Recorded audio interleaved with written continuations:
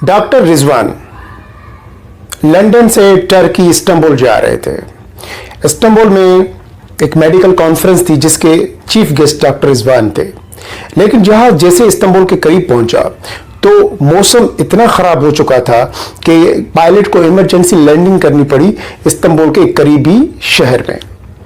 अब जहाज ने जब लैंडिंग की तो डॉक्टर रिजवान की परेशानियां और बढ़ गई, क्योंकि डॉक्टर को उस प्रोग्राम में किसी भी हाल में पहुंचना था।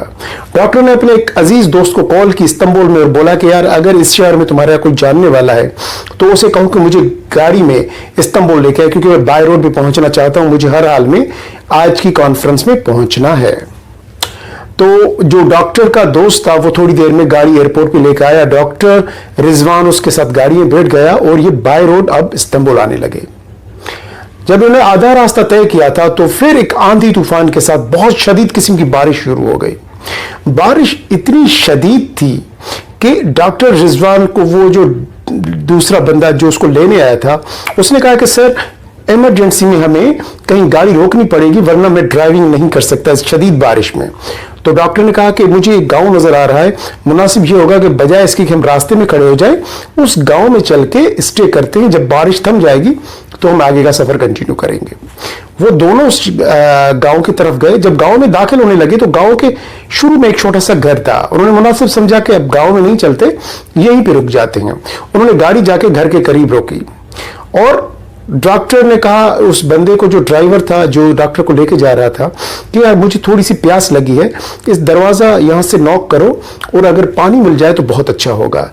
डॉक्टर वो जो बंदा था वो उतर के उसने दरवाजा नॉक किया। वहां से एक औरत निकली, उसने उसे बताया कि मुसाफिर हैं, यहां से जा रहे हैं और हमें पानी चाहिए। औरत ने इन्हें इन्वाइट किया कि भाई बाहर मौसम बहुत खराब है, आप ऐसा करें कि 2 मिनट के लिए मेरे घर आ जाएं, बैठे पानी वानी पिए आराम से, फिर मौसम जब सही हो जाए तो आप चले जाइएगा। उसने आके डॉक्टर रिजवान को सारा किस्सा सुनाया। डॉक्टर रिजवान ने हामी भर ली कि हाँ ये मुनासिब है, हम जाके उनके घर बैठ जाते हैं। डॉक्टर रिजवान गाड़ी से उतरा और जाके दोनों घर पे बैठ के उस औरत ने उनको खाने के लिए कुछ चीजें भी दी और पानी दिया जो उसके पास था, क्योंकि औरत बहुत गरीब थी, जितनी खिदमत कर सकती थी जल्दी जल्दी में उसने उतनी की। डॉक्टर रिजवान उसके घर को देख रहा था, उसके हालात को देख रहा था। उसे अंदाजा हो गया कि औरत शदीद माली मुश्किलात से गुजर रही है और उसने अंदर देखा तो एक चारपाई नजर आई जहां पे एक लड़का उस चारपाई के ऊपर पड़ा हुआ था, यानी कि वो उठ नहीं रहा था, लेकिन डॉक्टर को अंदाजा हो गया कि शायद लड़के की तबीयत सही नहीं है। औरत ने कहा कि भाई आप जब तक खा लें कुछ और पानी पी लें तब तक मैं मगरिब की नमाज पढ़ के आती हूँ। औरत नमाज पढ़ने चली गई। थोड़ी देर के बाद औरत वापस आई और डॉक्टर रिजवान को कहने लगी कि भाई और मैं आपकी क्या खिदमत कर सकती हूँ। तो डॉक्टर रिजवान ने कहा कि बहन आपने बहुत अच्छे तरीके से हमारी खिदमत की है, अब मुझे ये बताएं कि मैं आपकी किस तरीके से मदद कर सकता हूँ।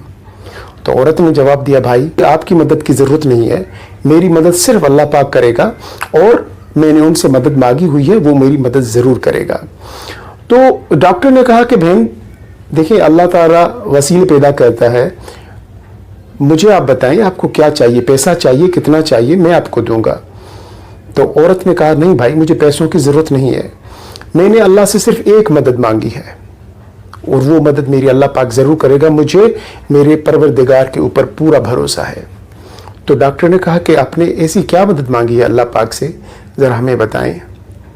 तो औरत ने कहा कि भाई मेरा ये बेटा जो अंदर देख रहे हैं चारपाई पे लेटा हुआ है ना, ये बीमार है, इसे एक ऐसा कैंसर है जिसका इलाज सिर्फ लंदन में हो सकता है और लंदन में तो हो सकता है लेकिन वो भी सिर्फ एक डॉक्टर कर सकता है, डॉक्टर रिजवान। डॉक्टर रिजवान के अलावा दुनिया का कोई डॉक्टर इस कैंसर का इलाज नहीं कर सकता इस वक्त दुनिया में। और वो इतना महंगा डॉक्टर है, इतना महंगा डॉक्टर है कि मेरी तो औकात नहीं कि मैं अपने बच्चे को लंदन लेके जा सकूं, मेरी तो इतनी औकात नहीं कि मैं अपने बच्चे को इलाज के लिए इस्तांबुल लेके जा सकूं, उसको लंदन कैसे लेके जाऊंगी। तो ऐसी सूरत हाल में जहां मेरी अप्रोच नहीं, जहां मेरी पहुंच नहीं, मैंने अल्लाह पाक से मदद मांगी है, अल्लाह पाक मेरी मदद ज़रूर करेगा। डॉक्टर पहले तो ये समझ रहा था कि शायद ये जो कुछ हो रहा था ये इत्तेफाक था, लेकिन अब डॉक्टर को अंदाज़ा हो चुका था कि ये इत्तेफाक नहीं था, ये तो अल्लाह ताला इस औरत की मदद कर रहा था। میں راستے میں آ رہا تھا، اتنا جو ہے وہ ماحول، اتنی جو موسم خراب ہو گئی کہ مجبوراً میری جہاز کو لینڈنگ کرنا پڑ گئی۔ پھر جب میں بائی روڈ نکلا تو ان کے گاؤں کے قریب اتنی موسم اور شدید بارش ہونے لگی کہ ہمیں مجبوراً اس گھر پہ آ کے رکنا پڑا۔ اب ڈاکٹر کو اندازہ ہو چکا تھا کہ یہ سب کچھ اللہ پاک کر رہا ہے۔ ڈاکٹر نے کہا کہ بہن، میں ہی تو ہوں ڈاکٹر رضوان، میں ڈاکٹر رضوان ہوں اور مجھے اللہ پاک نے آپ کی طرف بھیجا ہے۔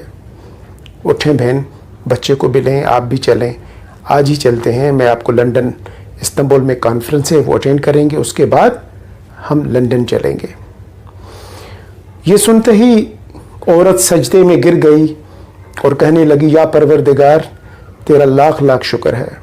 اور ڈاکٹر رضوان کی آنکھوں میں آنسو آ گئے کہ میرا پروردگار تو کتنا بڑا ہے، میں سوچ بھی نہیں سکتا تھا کہ اس چھوٹے سے گاؤں میں، اس چھوٹے سے گھر میں کبھی آؤں گا اور آ کے اس لڑکے کا علاج کروں گا۔ زندگی میں جب آپ اللہ پاک کے اوپر بھروسہ کرتے ہیں تو اللہ پاک آپ کا بھروسہ کبھی نہیں توڑتا۔ جب دنیا کی ساری امیدیں دم توڑ دیتی ہیں، جب کوئی چیز بالکل ناممکن سی لگتی ہے، اللہ تعالیٰ اس وقت اس چیز کو ممکن کر کے دیتا ہے۔ جب سب کچھ ناممکن لگے، دنیا میں لگے کہ یہ تو ہو نہیں سکتا، میرا پروردگار وہاں سے راستہ کھولتا ہے۔ اس کائنات میں کوئی بھی چیز میرے اللہ پاک کے لیے مشکل نہیں ہے، آپ صرف بھروسہ کریں۔ تو دنیا میں دوستوں جب بھی کوئی مشکل ہو، اللہ پاک سے مدد مانگا کریں، نہ کہ کسی انسان کی طرف دیکھا کریں۔ اگر دیکھنا ہی ہے تو اپنے پروردگار کی طرف دیکھا کریں، آپ کے سارے مسائل حل ہو جائیں گے۔ مجھے اجازت دیجیے، ملتے ہیں ایک پھر نئے ایپیسوڈ میں ایک نئے ٹاپک کے ساتھ۔ اللہ حافظ۔